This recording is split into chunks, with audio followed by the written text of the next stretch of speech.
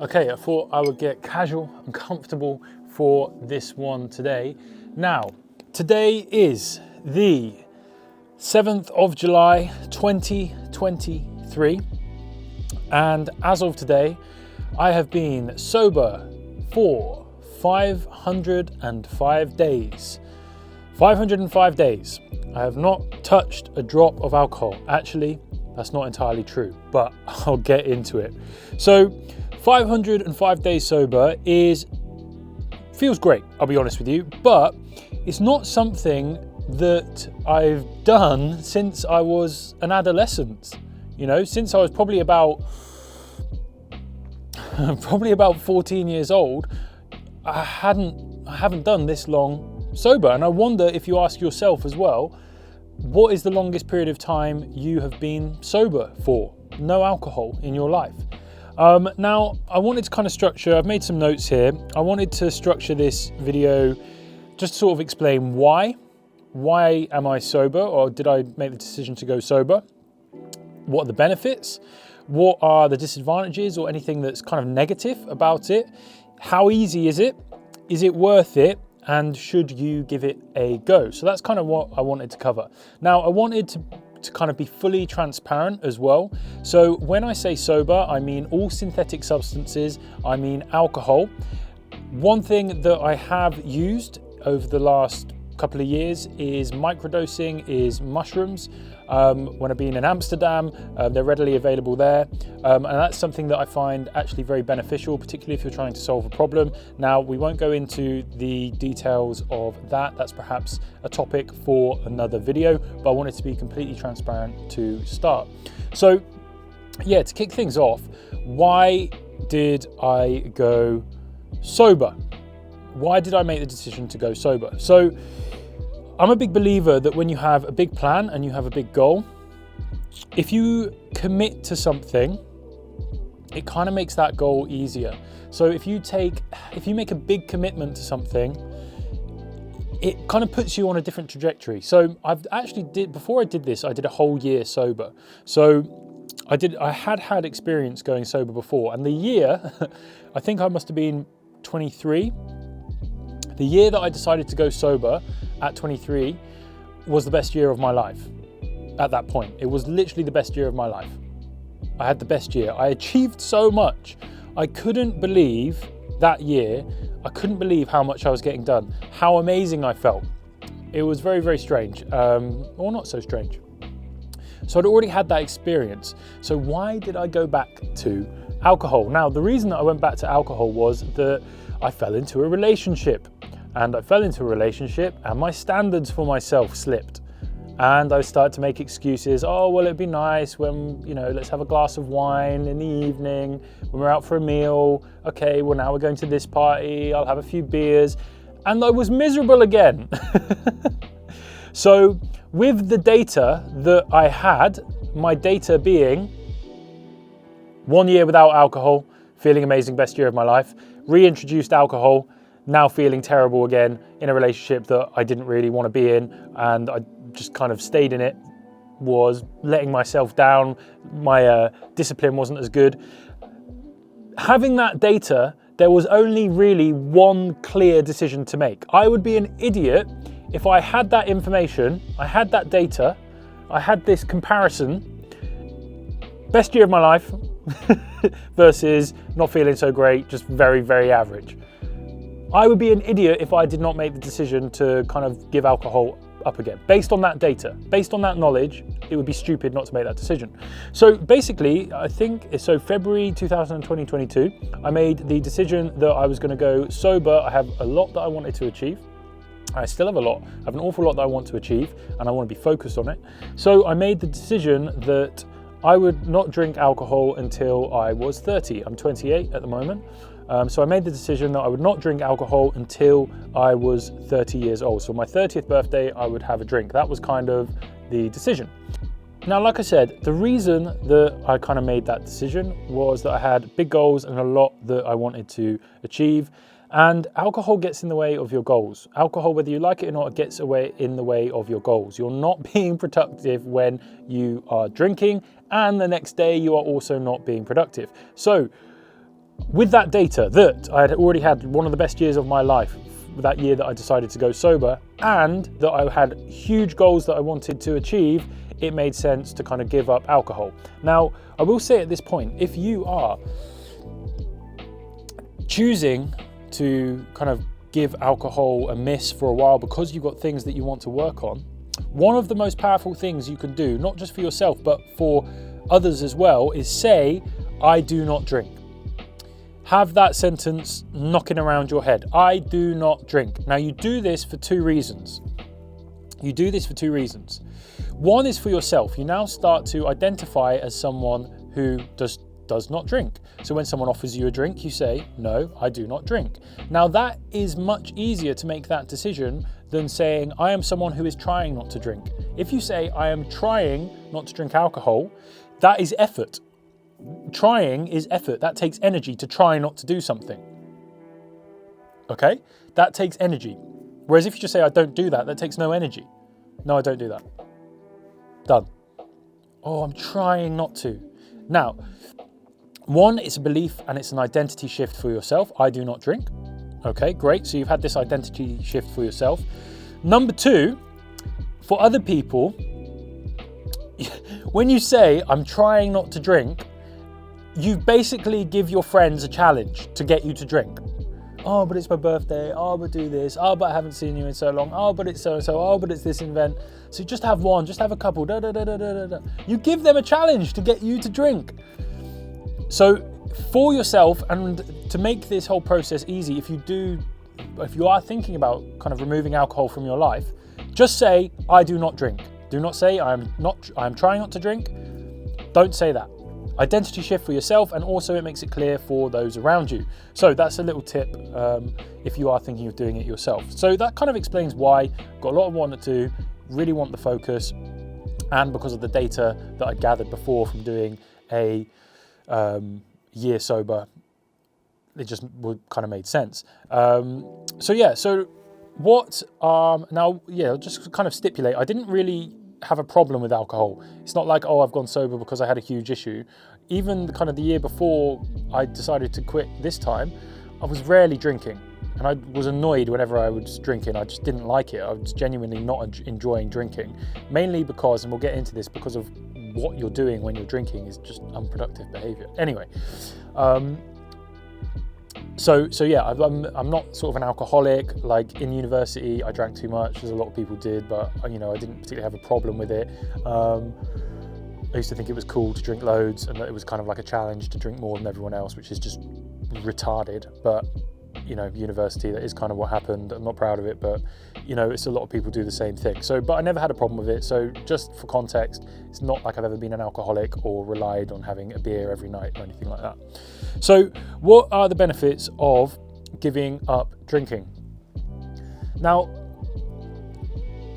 I was talking to a friend, a guy called Kevin, and we actually did a kind of a podcast to sit down together where we had a chat. He's a yogi, he's a great guy, really interesting guy. I do recommend that you go and check out that podcast because it was a great conversation. Now, Kevin was also sober, so it's something kind of that we got onto. But one of the things we spoke about is this idea of kind of like climbing up a mountain. When you're not drinking, you're just kind of steadily making progress every day. That thing that you were thinking about yesterday, that project that you're working on, and those things that you're thinking about, when you wake up in the morning, you can kind of just continue where you left off. You're just like, right, what was I working on? Okay, and you're straight back in, and you're just gradually making progress like this. Whereas when you're drinking alcohol, and let's say you have a heavy Friday night, you've been working hard all week, you've been getting good momentum. That Friday night, okay, you have the release, which is great. But then the Saturday you feel like absolute trash, you feel like shit. So you're not going to be thinking about your project. You just want some like bacon and eggs and toast or something. That's all you want. You want to maybe watch a movie. Okay, then maybe by the afternoon you're feeling a bit better. You can go out for a walk, grab a coffee. Okay, and then I'll do something in the evening. You have a really unproductive day. And then Sunday you're starting to, okay, maybe I feel better again. Or even worse, you go out on Saturday as well. 2 out of 7 nights a week drinking. Anyway, but you kind of lose that momentum. So when you're not drinking, you just gradually make progress every day. Now, I'm not saying that it's like just superhero, skills that you're just, it's like more progress than you would make, but you just keep the momentum going. You just keep thinking about those things, and you just keep slowly making that progress, and you end up at the top of the mountain. Whereas if you're drinking, you kind of have a bit of momentum, then you dip, and then you have a bit of momentum, and then you dip. So while one person is going like this, the other person's just sort of floating around here. And yeah, you might be making progress, but not nearly as quickly as you could be making. You're kind of sacrificing that progress for alcohol to have a night out. So that's one of the biggest benefits, is you just keep working on things. You just keep working on doing what you're thinking about. You just keep working on things. You keep making progress. You feel clear. I wake up every morning. Now, it's not necessarily true that I wake up every morning and feel amazing. Last couple of days, haven't felt 100%, not bitching about it, not complaining about it, but that's something that I'm aware of. So it's not like, oh, now everything's perfect. But nearly every day I wake up feeling amazing, and I don't feel cloudy. I don't feel like groggy. I just feel ready to roll and ready to get on with whatever I was working on. So it's great. I've just kind of got more time than everyone else who is drinking. So that's one of the benefits. Now, I would say another benefit is, and that kind of leads on to the point that I just spoke about, one of the big benefits is that when you do wake up feeling groggy, you start to really get in tune with your body. So if I've been drinking for a couple of nights a week, I'm going to probably have brain fog most of the week, maybe until like Wednesday, Thursday, you'll feel quite groggy. Whereas if I wake up and I feel groggy and I feel foggy, then I can kind of do some analysis. Right, what did I eat? Did I eat too late? I ate too late. Now I didn't sleep as well. Now I'm feeling tired. What did I eat? Do you know what? Yesterday I was at the airport and I was weak and I picked up a chocolate bar when I shouldn't. And I've done that a couple of times and it's not good.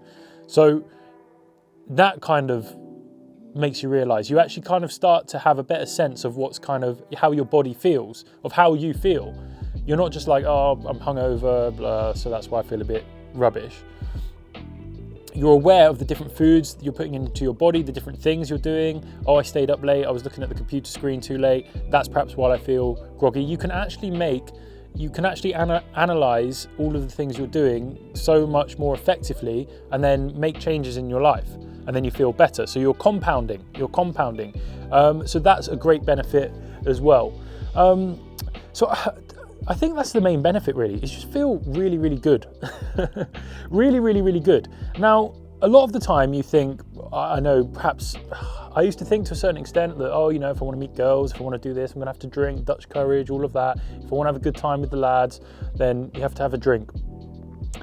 But once you go out sober a few times, you realize a few things. One, you realize that you can have fun. You can have fun. Like, it's just a myth that you need alcohol to have fun. That's absolute nonsense. You can have fun without alcohol. But what you tend to find is that the fun period of a night out is usually when everyone's sitting, getting food together, maybe having that first couple of drinks, chatting, making fun of each other, having a laugh. That's fun. That's a lot of fun. But anything after that is just an excuse to drink, I find. Like, if I go on a night out, well, I don't, there's things I don't, but if I have been on nights out sober, it's fucking horrendous. Nothing productive is happening and no genuine conversations are happening. Alcohol constricts your consciousness. It constricts your consciousness down to kind of base needs. It constricts it down to, I want food, I want sex, I want more dopamine, I want this, I want dance, I want to kiss that person. Like, it's just very primal. The more you drink, the more just your core desires, as like your reptilian brain, perhaps, that could be wrong, but it's just the core primal desires come out. I want food, I want to fuck. That's it. Like, that's what happens on most nights out. That's what drives most behaviors. Food, fuck, fight. That's what people want on a night out. So what I've realized is the fun part of a night out is socializing with people, having a laugh, connecting with people. That's fun. And you can do that without alcohol. You could do that without drinking. You can have a chat and a laugh with your friends without drinking.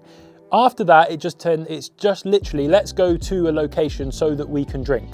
That's what a night out turns into. It's just, let's drink more and repeat the same fucking things that we already repeated when we were having this initial chat. Like, nothing new happens. Nothing new happens. Now, that kind of leads on to sort of what is the negative of not drinking. Now, some of the negatives and disadvantages of not drinking are you kind of lose relationships.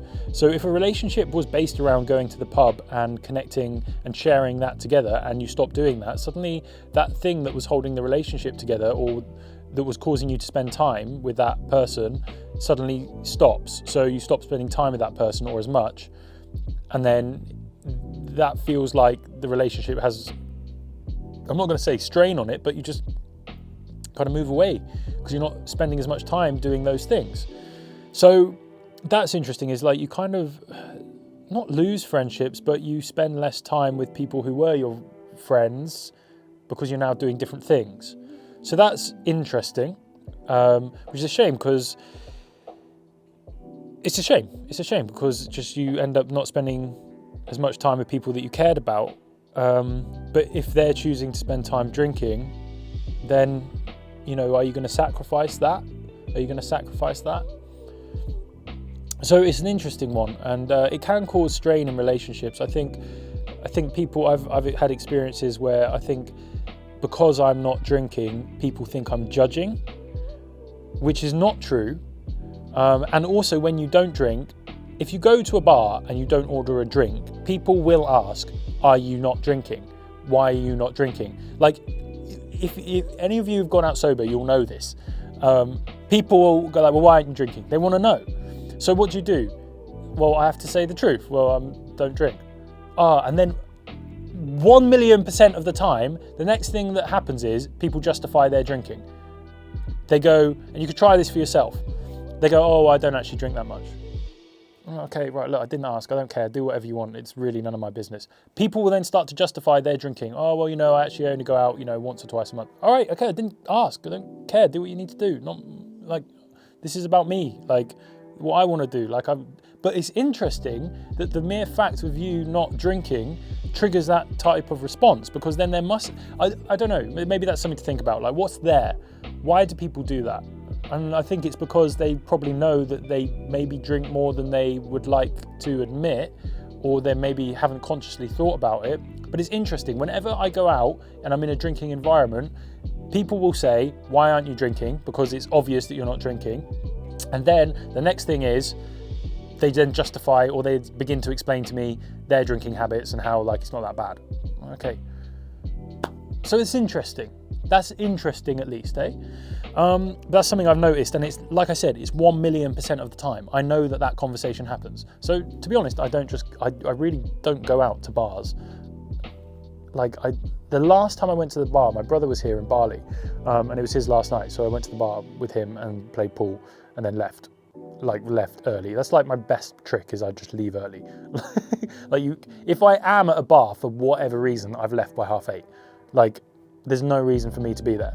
And it's funny when you don't spend time in bars anymore, you just, like, they're pretty shitty experiences in a bar. It's loud, people are shouting, no one's really having any genuine conversation, in my opinion. That's maybe unfair. Maybe that is unfair, but it's just not a nice environment. It's an environment to drink in. So if you're not drinking, it's just not a fun environment. So then you end up not spending much time there. So that leads on to kind of the next point. How easy is it? Now, not drinking is the easiest thing in the world to do, because you're not doing anything. Like, it doesn't take any effort to not drink. It's literally just completely easy. You know, it's not like lifting weights. You just don't do it. So it's really easy. So that might sound a bit flippant, but it's definitely true. I have to hide my feet because there's some fucking weird perverts who keep sending me weird messages about my feet. Fuck you. If you're watching this, fuck you. You're fucking weird. If you like feet, you are fucking weird. It's not normal.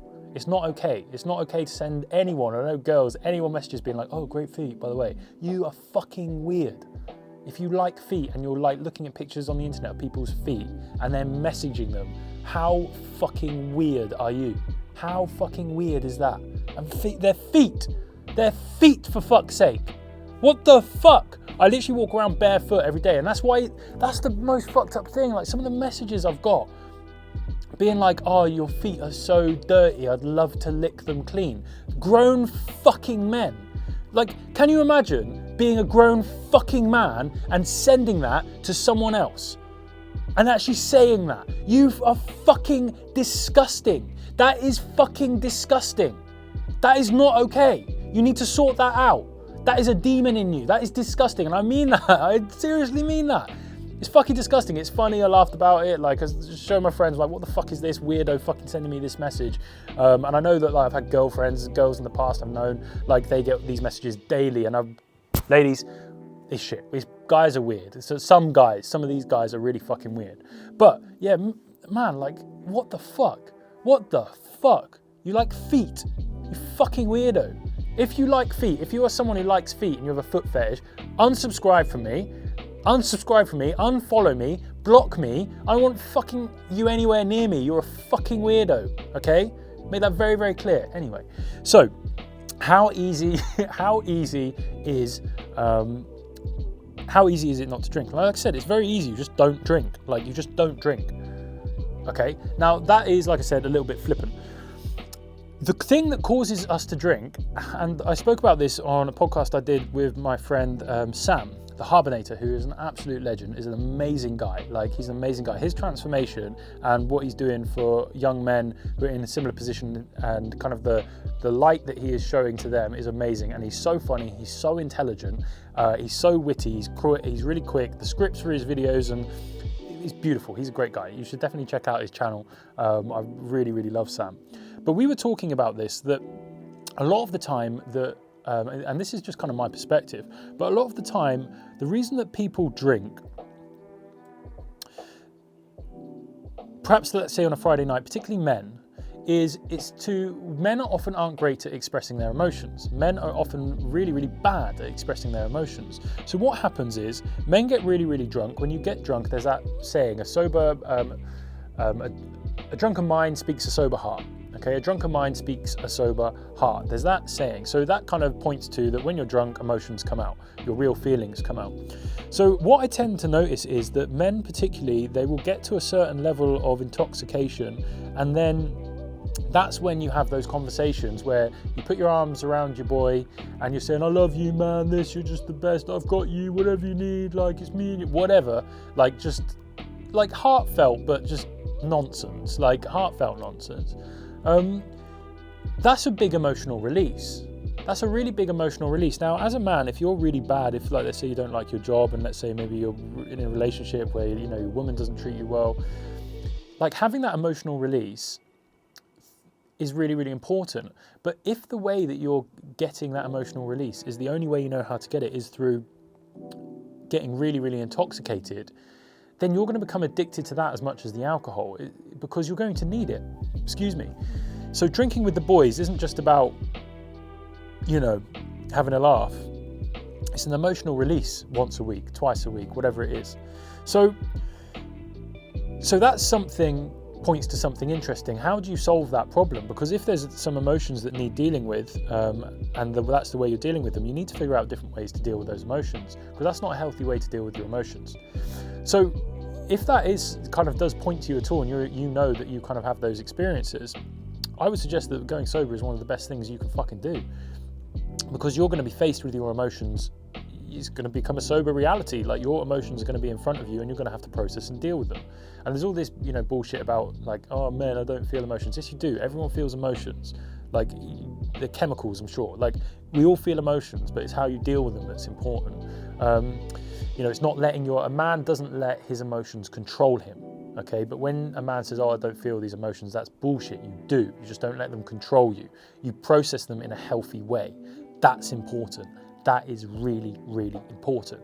So I would suggest that if you are struggling to process your emotions, and rather than relying on drink and relying on these emotional releases, that actually it's really, really crucial for you to actually kind of sit in these emotions and figure out some ways that you can deal with these. Now, one of the best ways is, I'd say, going into the mountains, going for a walk, going into nature, doing something difficult, going to the gym.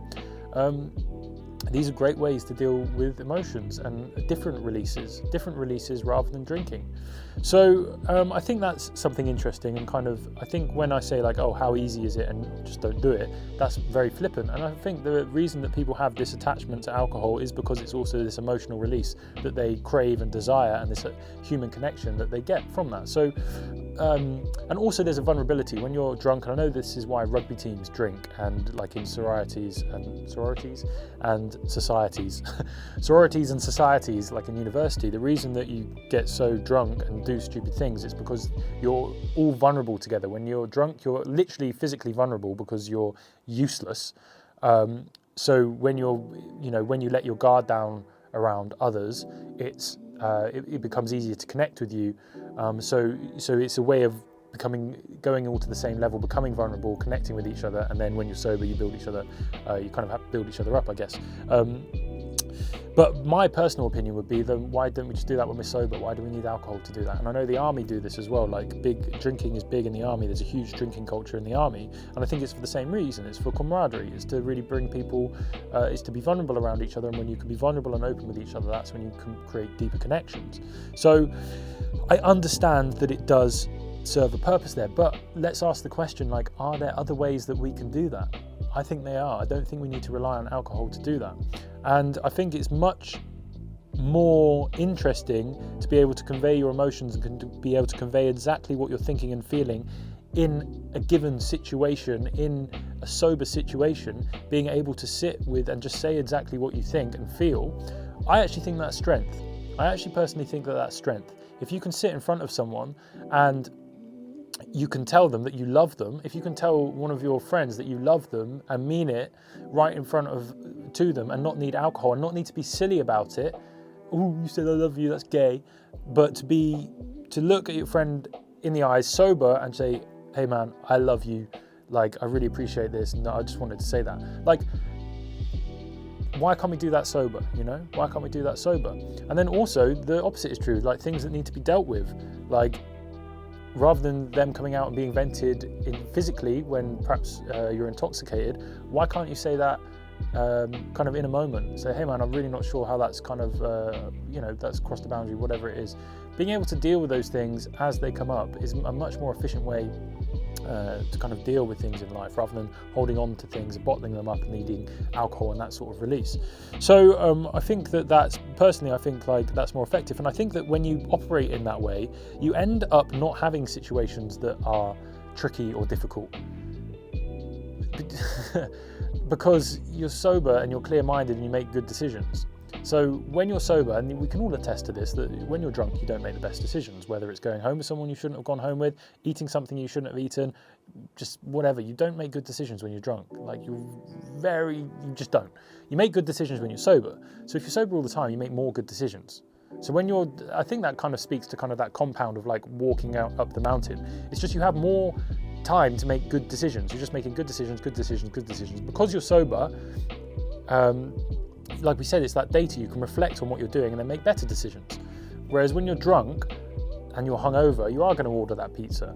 You're just going to do it. You're not going to have. So I think I'm just kind of thinking this through now, but that kind of analogy I used of walking up the mountain, I think that's just you have opportunity to make more good decisions.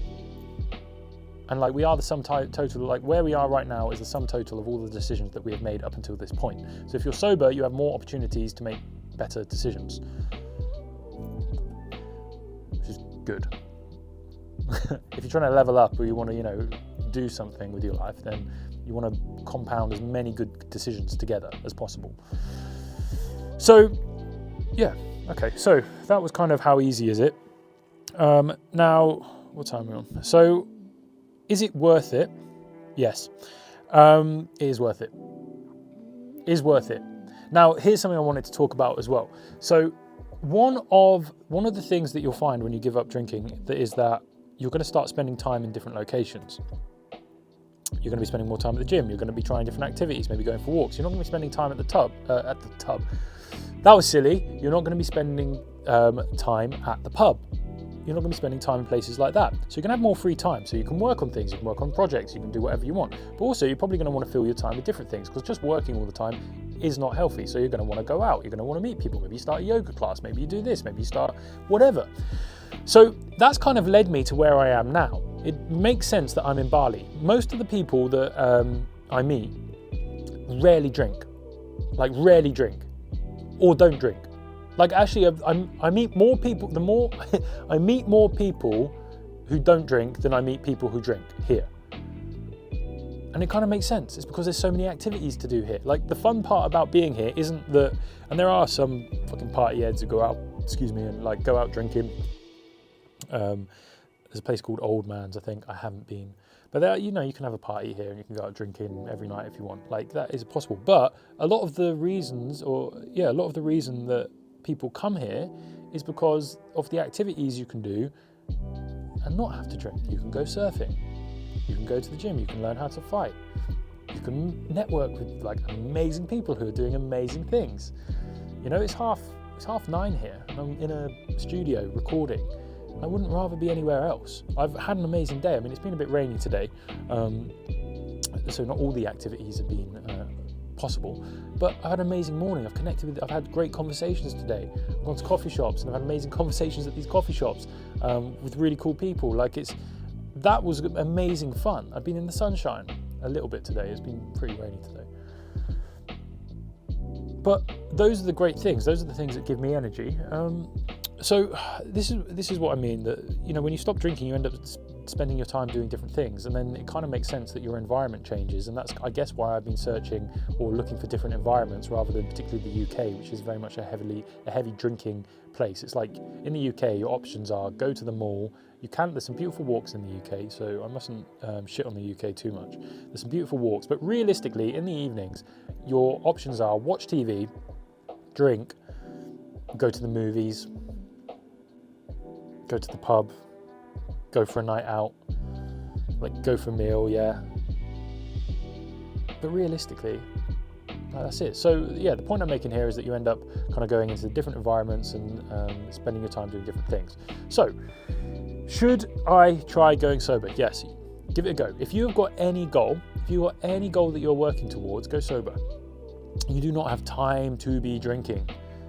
You do not have time to be drinking. Imagine saying, look, okay, I've got 7 chances to work at this goal, but what I'm going to do is 2 of those chances I'm just going to not actually try, and then I'm actually going to do something that is going to make it harder on the 5 times my other 5 goes.